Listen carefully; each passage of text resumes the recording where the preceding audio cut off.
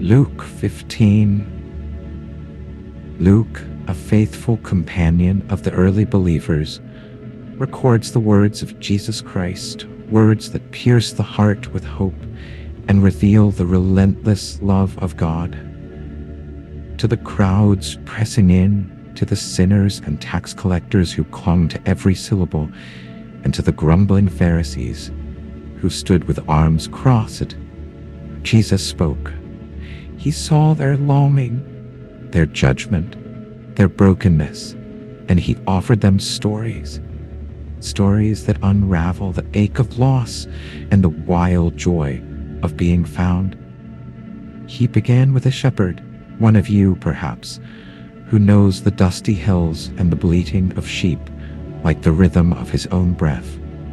This man had 100 sheep, a flock he tended through scorching days and restless nights.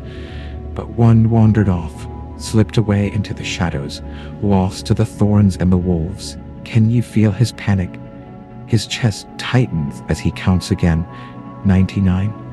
Only 99. That one missing sheep. It's not just a number. It's his own, bleating in his dreams. So he leaves the 99, the safe ones, and trudges out into the wild. His feet blister, his voice cracks as he calls, searching every ravine, every jagged slope. And then, there, a faint cry, a trembling form tangled in the brush. Relief floods him, warm and overwhelming, like a dam breaking. He hoists that sheep onto his shoulders, its wool scratching his neck, and he laughs through tears all the way home. "Come, friends," he shouts, voice thick with joy. "Rejoice with me. I found my sheep, the one that was lost." And Jesus lifts his eyes to the crowd, his voice soft but piercing. "In the same way, I tell you, there's more joy in heaven over one sinner who repents than over the 99 who never strayed." Then he turns to a woman, ordinary, like the ones whispering in the back. She had 10 silver coins, 10 precious pieces, maybe all she owned, earned through sweat and grit. One slips from their grasp, rolls into the dark corners of her small dim house. Her stomach drops. She lights a lamp, her hands trembling as the flame flickers, and he sweeps the floor, dust choking her throat. She's frantic now.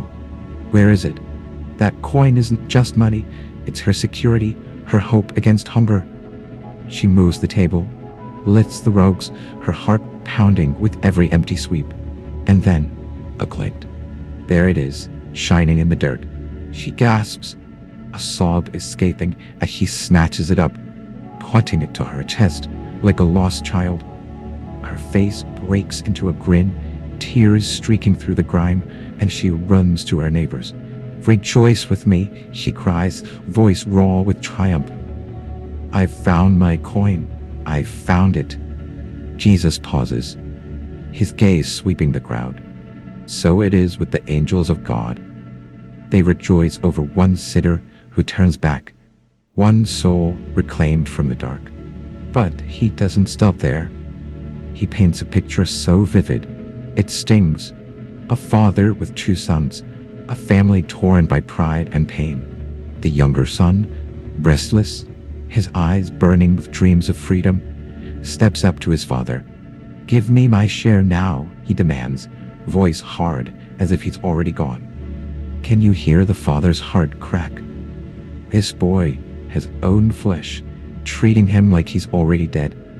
Yet the father divides the inheritance, hands trembling as he lets go, watching his son walk away with half his wealth slung over his shoulder. The boy heads to a distant land, chasing wild bites. Wine, laughter, fleeting pleasures that melt like wax in the sun. But the money runs dry, and famine claws at the land. Hunger gnaws at him now, a hollow ache he can't escape. He hires himself out, feeding pigs, and stares at their slop, stomach twisting, wishing he could fill himself with it. Shame burns his cheeks. "My father's servants eat better than this," he mutters, voice breaking. "I'll go back. I'll beg. I'm not worthy to be his son. Just let me be a servant." So he stumbles home, rehearsing his plea, each step heavy with dread and a flicker of hope. And the father, he's never stopped watching the horizon. Every day, his eyes strained against the sun, praying for a silhouette he'd know anywhere.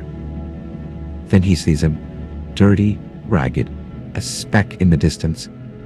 His heart leaps, a cry catches in his throat, and he runs. This old man runs, robe flapping, dignity forgotten, tears blurring his vision.